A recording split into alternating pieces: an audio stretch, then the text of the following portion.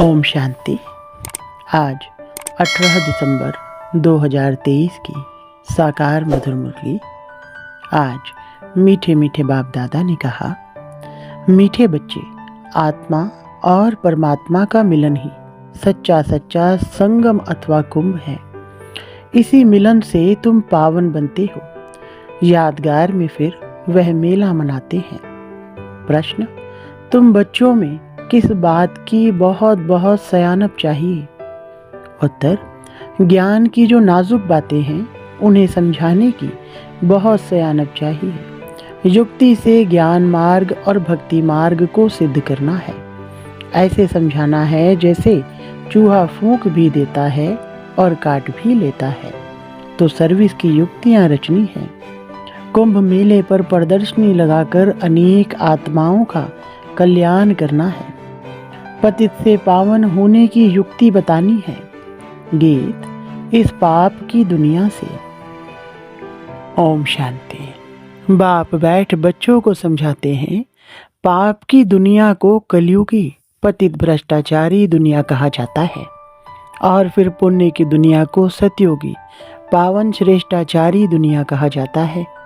परम आत्मा ही आकर पुण्य आत्मा, पवित्र आत्मा अथवा पुण्य की दुनिया बनाते हैं। मनुष्य पुकारते हैं पतित पावन बाप को, क्योंकि खुद पावन नहीं है। अगर समझते पतित पावनी गंगा है, वह त्रिवेणी है, फिर पुकारते क्यों हैं कि हे पतित पावन आओ? गंगा व त्रिवेणी तो है ही, उनके होते हुए भी पुकारते रहते हैं। बुद्धि फिर भी परमात्मा की तरफ जाती है। परमपिता परमात्मा जो ज्ञान सागर है, उनको आना है। सिर्फ आत्मा नहीं, लेकिन पवित्र जीवात्मा कहा जाएगा। अभी पावन जीवात्मा तो कोई है नहीं। पतित पावन बाप आते ही हैं जब सतयुगी पावन दुनिया की स्थापना करनी है और कलयुगी दुनिया का विनाश करना है। जरूर संगम युग पर ही आएंगे। संगम को कुंभ भी कहते हैं। त्रिवेणी का संगम है, उसका नाम रख दिया है कुंभ। कहते हैं तीनों नदियां आपस में मिलती हैं। वास्तव में है दो नदियां, तीसरी नदी को गुप्त कह देते हैं। तो क्या इस कुंभ के मेले में पतित से पावन होंगे? पतित पावन को तो जरूर आना है। ज्ञान का सागर वह है। पतित दुनिया को पावन बनाना, कलयुग को सतयुग बनाना, यह तो परमपिता परमात्मा का ही काम है, ना कि मनुष्यों का। यह तो सब ब्लाइंड फेथ है। अब अंधों को लाठी चाहिए। तुम अब लाठी बने हो नंबरवार पुरुषार्थ अनुसार। लाठियां भी किस्म किस्म की होती हैं। कोई लाठी 100 रुपए की और कोई 2 रुपए की भी मिलती है। यहाँ भी सब नंबरवार हैं। कोई तो बहुत सर्विसेबल है। जब बीमार होते हैं तब सर्जन को बुलाना पड़ता है। अब यह है ही पतित दुनिया। तुम पावन बन रहे हो। कहा जाता है आत्मा परमात्मा अलग रहे बहुकाल। फिर जब परमपिता परमात्मा अनेक आत्माओं के बीच आते हैं तो उसको कहा जाता है संगम का कुंभ। मनुष्य कुंभ के मेले पर बहुत दान करते हैं। वह कमाई होगी साधु संतों और गवर्नमेंट की। यहाँ तुमको तन मन धन सहित सब कुछ दान करना होता है पतित पावन बाप को। वह फिर तुमको भविष्य में स्वर्ग का मालिक बनाते हैं। वह नाम लेते हैं त्रिवेणी का और दान देते हैं साधु संतों को। वास्तव में संगम उसको कहेंगे जहाँ सब नदियाँ आकर सागर में मिले। वहाँ सागर तो है नहीं, यह तो नदियाँ आपस में मिलती हैं। नदियाँ और सागर के मिलन को ही सच्चा सच्चा मेला कहा जाता है। लेकिन यह भी ड्रामा में नूंद है। इसमें गवर्नमेंट को भी रेल, मोटर गाड़ी, जमीन आदि से बहुत कमाई होती है, तो यह कमाई का मेला लगता है। इन बातों को तुम बच्चे जज कर सकते हो, क्योंकि तुम हो ईश्वरीय मत पर। तो कुंभ के मेले का अर्थ निकालना चाहिए। बाबा ऐसे निबंध देते हैं, जो सेंसिबल बच्चे हैं उनको उठाना चाहिए। नंबर 1 सबसे सेंसिबल हैं तो है मम्मा, फिर दूसरा है संजय, जिसको फिर बांटने के लिए पर्चे बनाने पड़े। यह त्रिवेणी पतित पावनी नहीं है।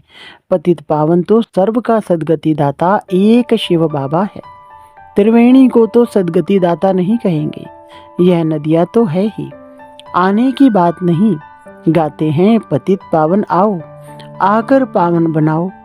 तो यह पर्चे निकालने चाहिए। बहनों भाइयों, क्या पतित पावन ज्ञान सागर परम पिता परमात्मा है या यह नदियाँ? यह तो सदैव है। परमात्मा को तो पुकारा जाता है आने के लिए। वास्तव में पतित पावन तो एक परमात्मा है। आत्माएं और परमात्मा अलग रहे बहुकाल। वही सद्गुरु आकर सबको सद्गति दे वापस ले जाते हैं। ज्ञान स्नान तो वास्तव में परमपिता परमात्मा से करना चाहिए। पावन दुनिया की स्थापना परमपिता परमात्मा कराते हैं। तुम उसे जानते नहीं हो। भारत जब श्रेष्ठाचारी था तब उसमें देही अभिमानी देवताएं रहते थे। उसे शिवालय कहा जाता है। अब कुंभ पर जाकर बच्चों को प्रदर्शनी लगानी चाहिए, समझाने के लिए। समझाना है पतित पावन एक बाप है। वह कहते हैं मैं आता ही तब हूँ जब पतित से पावन बनाना होता है तो प्रतिज्ञा करनी पड़े। रक्षाबंधन भगवान से तैलक संबंध रखता है, ना कि साधु संतों से। प्रतिज्ञा परमपिता परमात्मा से की जाती है, ना कि त्रिवेणी से। हे बाबा, हम आपकी श्रीमत से पावन बनने के लिए प्रतिज्ञा करते हैं। बाप भी कहते हैं मैं तुमको पावन दुनिया का मालिक बनाऊंगा। यह है बाबा के इशारे। इसमें सर्विस करने वाले बहुत तीखे चाहिए। चित्र भी और बनाने पड़े। इसके लिए अच्छा मंडप लेना पड़े। तुम्हारे दुश्मन भी बहुत निकलेंगे। कोई समय आग भी लगाने में देरी नहीं करेंगे। किसको झगड़ा करना होता है तो गाली देने लग पड़ते हैं। तुमको तो निरहंकारी बन साइलेंस में रहना है। ब्रह्मा कुमारियां मशहूर तो हो गई हैं, पर्चे आदि जरूर बांटने हैं। कुंभ के मेले का खास महत्व रखते हैं। वास्तव में महत्व अभी का है। यह भी ड्रामा का खेल है। वहां से भी कोई का कल्याण हो सकता है, परंतु मेहनत लगती है। कांटों को फूल बनाने में मेहनत लगती है। कुंभ के मेले में प्रदर्शनी करने में भी हिम्मत चाहिए। जान पहचान चाहिए जो कोई विघ्न ना पड़े। तुमको सिद्ध करना है कि पतित पावन कौन है। मनुष्य पावन दुनिया स्वर्ग को याद भी करते हैं। कोई मरता है तो कहेंगे फलाना स्वर्गवासी हुआ। वहाँ तो बहुत माल ठाल होते हैं। वहाँ से फिर यहाँ बुलाकर खिलाते क्यों हो? तुम श्रीनाथ के मंदिर में देखेंगे कितने माल बनते हैं। अब श्रीनाथपुरी और जगन्नाथपुरी वास्तव में है एक ही बात, परंतु वहाँ श्रीनाथ द्वारे में देखेंगे तो बहुत वैभव बनते हैं और जगन्नाथपुरी में सिर्फ फीके चावल का भोग लगता है। घी आदि कुछ नहीं पड़ता। यह फर्क बताते हैं। गोरा है तो ऐसे माल और सांवरा है तो यह सूखा चावल। राज बड़ा अच्छा है। यह बाप बैठ समझाते हैं। श्रीनाथ द्वारे में इतना भोग लगाते हैं तो फिर पुजारी लोग दुकान में बेचते भी हैं। उन्हों की कमाई का आधार भी उस पर है। मिलता मुफ्त में है फिर कमाते हैं। तो देखो कितनी अंधश्रद्धा की बातें हैं।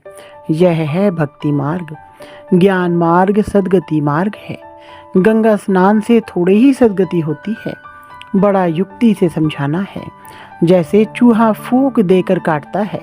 बड़ी ही सयानप चाहिए समझने और फिर समझाने की। कितनी नाजुक बातें हैं। मनुष्य कहते हैं कि हे परमपिता परमात्मा, तुम्हारी गत मत तुम ही जानो। इसका अर्थ तो समझते ही नहीं। तुम्हारी श्रीमत से जो सद्गति मिलती है वह तुम ही कर सकते हो और कोई कर ना सके। सर्व का सद्गति दाता एक है। सर्व अक्षर जरूर डालना है। समझाया बहुत जाता है, परंतु समझने वाले तो बहुत थोड़े निकलते हैं। प्रजा तो बहुत बनती रहती है। मनुष्य खुदा के नाम पर बहुत दान पुण्य करते हैं तो एक जन्म के लिए फल मिल जाता है। यहाँ तो 21 जन्म के लिए मिलता है। ईश्वर अर्थ दान करने से ताकत मिलती है। यह ईश्वर को जानते ही नहीं तो ताकत ही नहीं रही है। हिंदुओं के गुरु गोसाई तो ढेर हैं, क्रिश्चियन का देखेंगे तो एक है, एक का कितना रिगार्ड है। रिलीजन इज माइट कहा जाता है। अभी तुमने रिलीजन को समझा है तो कितनी ताकत मिलती है। बाबा कहते हैं, बच्चे सबको यही वशीकरण मंत्र दो। बच्चों को बाप कहते हैं, तुम जहाँ से आए हो उसे याद करो तो अंतमति सो गति हो जाएगी। बाप को याद करने से ही पावन बन सकते हो। पाप दग्ध होंगे। बाप और वर्षे को याद करना है, जिससे सारा चक्र बुद्धि में आ जाता है। गृहस्थ व्यवहार में रहते देह के सर्व संबंधों से बुद्धि निकाल बाप के साथ जोड़ने का पुरुषार्थ करना है, जो फिर अंत समय भी वही याद पड़े। और कोई की याद पड़ी तो सजा खानी पड़ेगी और पद भी कम हो जाएगा। तो वास्तव में कुंभ कल्प के संगम को कहा जाता है, जब आत्माएं और परमात्मा मिलते हैं। परमात्मा ही आकर राजयोग सिखाते हैं, वह है पुनर्जन्म रहित। परंतु बच्चे भी समझते नहीं हैं। श्रीमत पर चलते नहीं तो बेड़ा पार कैसे हो। बेड़ा पार होना माना राजाई पद पाना। श्रीमत से ही राजाई मिलती है। श्रीमत पर नहीं चलते तो आखरीन खत्म हो जाते हैं।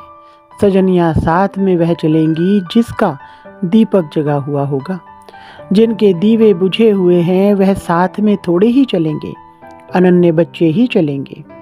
बाकी तो नंबरवार पिछाड़ी में आएंगे, लेकिन पवित्र तो सब बनेंगे। सब आत्माएं भी एक जैसी ताकत वाली नहीं हो सकती। हर एक आत्मा का पाठ अपना अपना है। एक जैसा पद नहीं मिल सकता। अंत में सबका पाठ क्लियर हो जाएगा। झाड़ कितना बड़ा है, कितने मनुष्य हैं। मुख्य तो जो बड़े बड़े टाल टालियां हैं वह देखने में आएंगे। मुख्य है फाउंडेशन, बाकी तो बाद में आते हैं। उनमें ताकत कम होती है। स्वर्ग में सभी नहीं आ सकते हैं। भारत ही हेवन था। ऐसे नहीं कि भारत के बदले जापान खंड हेवन हो जाएगा, ऐसे हो नहीं सकता। अच्छा, मीठे मीठे बाप दादा व मात पिता के लाडले सिकलधे ज्ञान सितारे बच्चों को याद प्यार और गुड मॉर्निंग।